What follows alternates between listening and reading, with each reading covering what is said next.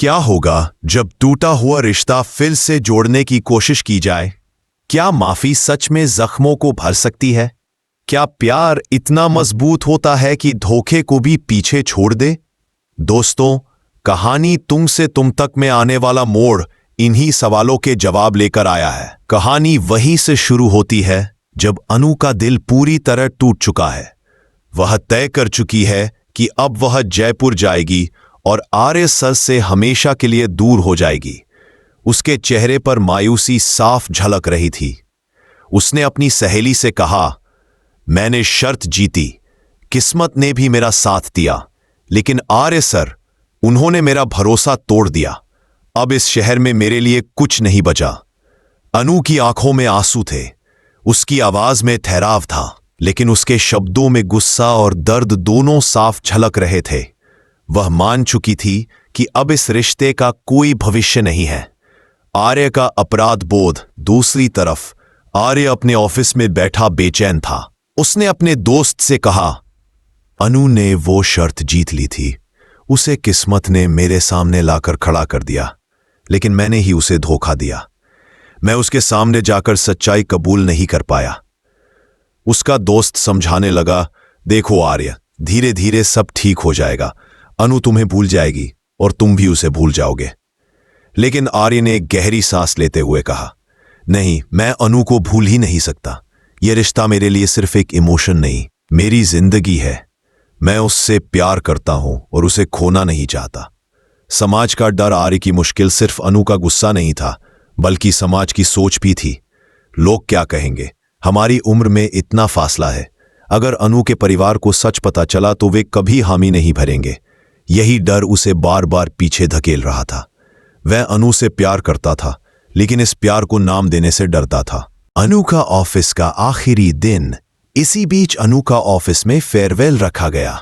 सभी सहकर्मियों ने उसे शुभकामनाएं दी। मीरा ने उसे जाते जाते एक घड़ी गिफ्ट में दी और कहा, समय की कीमत समझो अनु, वक्त किसी का इंतजार नहीं करता। अनु ने वहां सबके सामने आर्य का जिक्र किया और कहा, मैंने उनसे बहुत कुछ सीखा, काम करना, अपने लिए खड़े होना और ईमानदारी का महत्व। लेकिन सबसे बड़ी सीख यही है, कभी किसी का भरोसा मत तोड़ो। उसकी ये बात सीधे आर्य के दिल पर चोट कर गई। अनु का फैसला।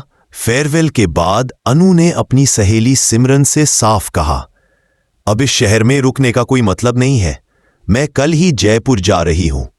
सिमरन ने उसे समझाने की कोशिश की, लेकिन अनु का मन पत्थर बन चुका था। आर्य का कूटना इधर, आर्य अकेला बैठा खुद से जूझ रहा था। उसके दिल में पछतावा साफ था।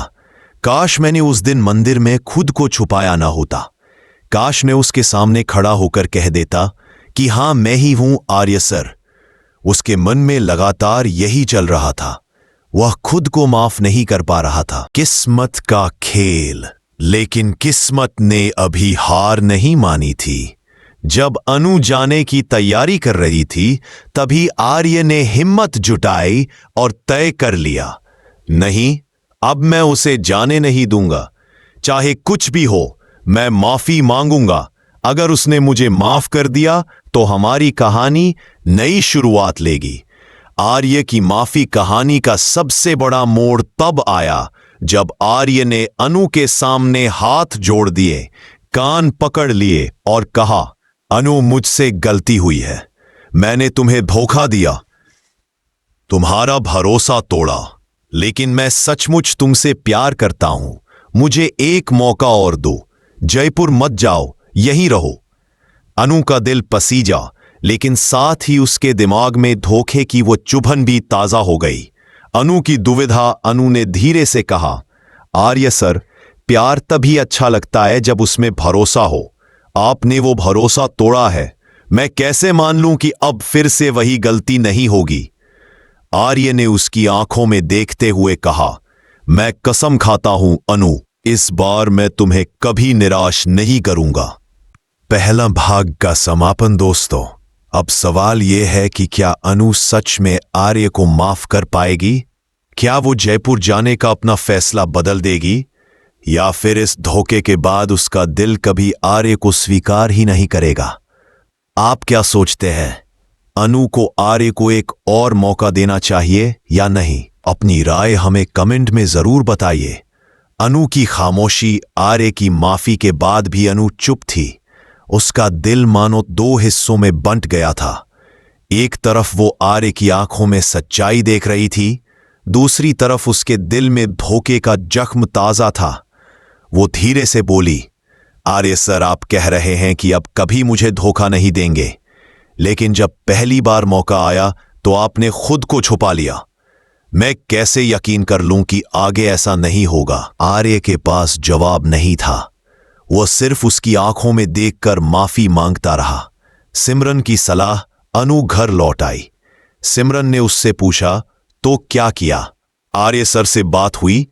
अनु ने थके हुए लहजे में कहा, हां, उन्होंने माफी मांगी, लेकिन मैं समझ नहीं पा रही हूं कि उन्हें माफ करूं या नहीं। दिल कहता है कि एक मौका और दूं, दिमाग कहता है कि जयपुर चली। मंदिर का क्षण। इसी बीच परिवार ने कुलदेवी मंदिर में पूजा रखी। आर्य ने तय किया कि वहीं सबके सामने अनु का हाथ थामेगा। पूजा के बाद उसने सबके सामने अनु को बुलाया और कहा, मासा, पापा, आज मैं आपको अपनी जिंदगी का सबसे अहम फैसला बताना चाहता हूं। यह है अनु, और मैं इसे अपनी जीवन संगिनी बनाना चाहता हूं। सभी लोग स्तब्ध रह गए। अनु की आंखों में आंसू थे। उसने कहा, आर्य सर, आप सचमुच ये सबके सामने बोल रहे हैं? आर्य ने मुस्कुराते हुए कहा, अब छुपाने का वक्त खत्म हो गया अनु।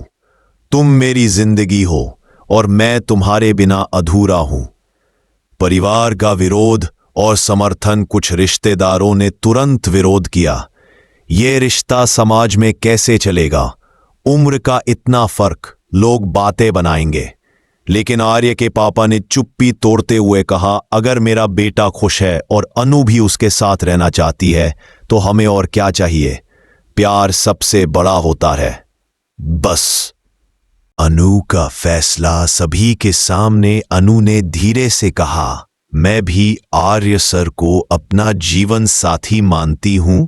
हां, उन्होंने गलती की थी, लेकिन उनकी सच्चाई और हिम्मत ने मुझे यकीन दिलाया है कि वो मुझे कभी अकेला नहीं छोड़ेंगे। तीसरे भाग का समापन। पूरे घर में खुशी का माहौल बन गया। मंदिर की घंटियों के बीच आर्य और अनु ने एक दूसरे का हाथ थामा और अपनी नई जिंदगी की शुरुआत का वादा किया। अब सवाल आपसे, क्या आपको लगता है कि आर्य और अनु का यह रिश्ता आने वाले वक्त में और भी चुनौतियों से गुजरेगा, या फिर अब इनके प्यार की डगर आसान हो जाएगी? अपनी राय हमें कमेंट में जरूर बताइए।